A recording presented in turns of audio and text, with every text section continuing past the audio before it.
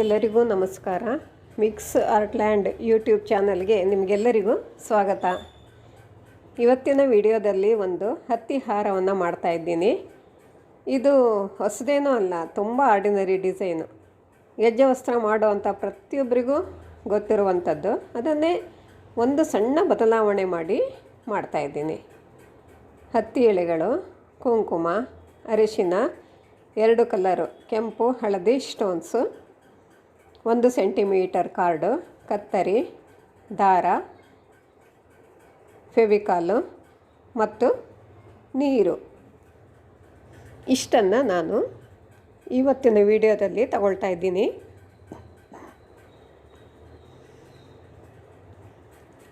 ಆರು ಹತ್ತಿ ಎಳೆಗಳನ್ನು ತೆಗೆದುಕೊಂಡು 2 ಕಾಲಿನ ಜಡೆ ಹಾಕ್ಕೊಳ್ಬೇಕು. ಹಾರಕ್ಕೆ ಎಷ್ಟು ಉದ್ದ ಬೇಕು ಅನ್ನೋದನ್ನು ನೋಡಿಕೊಂಡು ಅಷ್ಟು ಉದ್ದ ಜಡೆ ರೆಡಿ ಮಾಡಿಕೊಳ್ಬೇಕು. ಇವಾಗ ಒಂದು ಹೂವನ್ನು ರೆಡಿ ಮಾಡ್ತಾಯಿದ್ದೀನಿ. 1 ಸೆಂಟಿಮೀಟರ್ ಕಾರ್ಡನ್ನು ತೆಗೆದುಕೊಂಡು ಅದಕ್ಕೆ ಮಧ್ಯದಲ್ಲಿ ದಾರವನ್ನು ಇಟ್ಟು 16 ಸುತ್ತನ್ನು ಸುತ್ತಿ ಒಂದು ಹೂವನ್ನು ರೆಡಿ ಮಾಡ್ತಾಯಿದ್ದೀನಿ.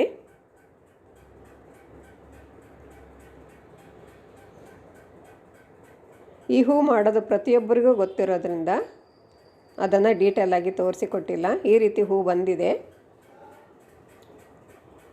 ಇವಾಗ ಕುಂಕುಮಕ್ಕೆ ಸ್ವಲ್ಪ ನೀರನ್ನು ಹಾಕಿ ಮಿಕ್ಸ್ ಮಾಡಿ ಇಟ್ಕೊಂಡಿದ್ದೆ. ಮೇಲ್ಭಾಗದ ನೀರನ್ನು ಮಾತ್ರ ತಗೊಳ್ತಾ ಇದ್ದೀನಿ. ಹೂವಿನ ಮಧ್ಯಭಾಗ ಮತ್ತು ತುದಿಯನ್ನು ಬಿಟ್ಟು ಹತ್ತಿ ಎಳೆ ಮೇಲೆ ಸುತ್ತಲೂ ರೌಂಡ್ ಶೇಪ್ನಲ್ಲಿ ಕುಂಕುಮದ ನೀರನ್ನು ಹಚ್ಕೊಳ್ಬೇಕು.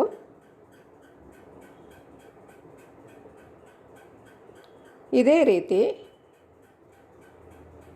ಅರಿಶಿನದ ನೀರನ್ನು ಕೂಡ ಮಾಡಿಕೊಂಡು ಒಂದಿಷ್ಟು ಹೂಗಳನ್ನು ಅರಿಶಿನದ ನೀರಿನಿಂದ ಮಾಡಿಕೊಳ್ಬೇಕು.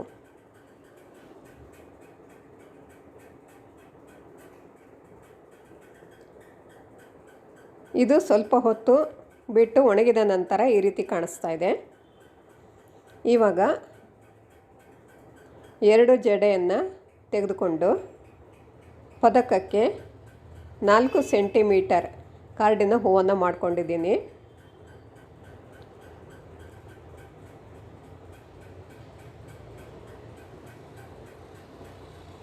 ಒಂದು ಸೈಡು ಕುಂಕುಮ, ಇನ್ನೊಂದು ಸೈಡು ಅರಿಶಿನದ ನೀರಿನಿಂದ ಮಾಡಿರುವಂಥ ಹೂವನ್ನು ಇಡ್ತಾ ಇದ್ದೀನಿ. ನಾನು ಫೋಟೋದಲ್ಲಿ 2 ಸೈಡಲ್ಲೂ ಕೂಡ ಕುಂಕುಮದಿಂದ ಮಾಡಿದ ಹೂವನ್ನು ಇಡ್ತಾ ಇದ್ದೀನಿ. ನನಗೆ ಇದು ಅಷ್ಟು ಸರಿಯಾಗಿ ಕಾಣಿಸ್ಲಿಲ್ಲ. ಅದಕ್ಕೋಸ್ಕರ ಫೋಟೋದಲ್ಲಿ 2 ಸೈಡಲ್ಲೂ ಕೂಡ ಕುಂಕುಮದಿಂದ ಮಾಡಿರುವಂಥ ಹೂವನ್ನೇ ಇಟ್ಟಿದ್ದೀನಿ. ಮಧ್ಯಭಾಗದಲ್ಲಿ ಅರಿಶಿನದಿಂದ ಮಾಡಿರುವಂಥ ಹೂವು.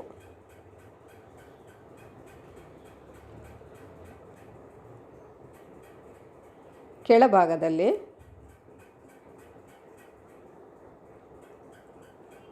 ಕಾರ್ಡನ್ನು ಚಿಕ್ಕದಾಗಿ ಕಟ್ ಮಾಡಿಕೊಂಡು ಅದರ ಮೇಲ್ಭಾಗದಲ್ಲಿ ಹೂವನ್ನು ಇಡ್ತಾ ಇದ್ದೀನಿ. ಈ ಕಾರ್ಡ ನಾನು ಹೂ ಮಾಡುವಾಗ ಯೂಸ್ ಮಾಡಿಕೊಂಡಿದ್ದೆ ಆಗಲೇ, ಅದೇ ಕಾರ್ಡನ್ನೇ ಇಟ್ಟಿದ್ದೀನಿ. ಇವಾಗ ಹಾರ ರೆಡಿಯಾಗಿದೆ. ಕೊಂದನ್ ಮಧ್ಯಭಾಗದಲ್ಲಿ ಅಂಟಿಸ್ತಾ ಇದ್ದೀನಿ.